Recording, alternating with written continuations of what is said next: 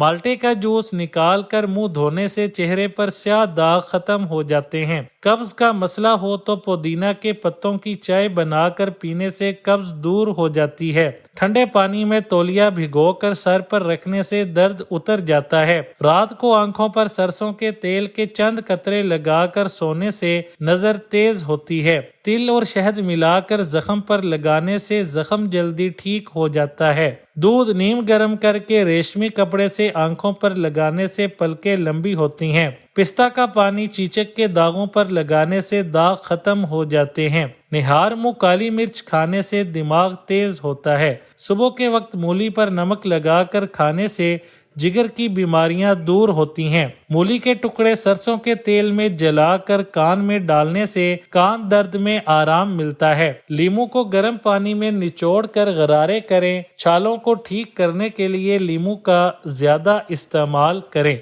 ٹماٹر، جن لوگوں کو چھالوں کا عارضہ رہتا ہے انہیں ٹماٹر کا زیادہ استعمال کرنا چاہیے۔ چھالوں کے لیے ٹماٹر دوا کا کام دیتا ہے۔ کیلا، زبان پر چھالے بننے کے بعد ایک کیلا گائے کے دودھ کے ساتھ صبح سویرے استعمال کریں، چھالے صحیح ہو جائیں گے۔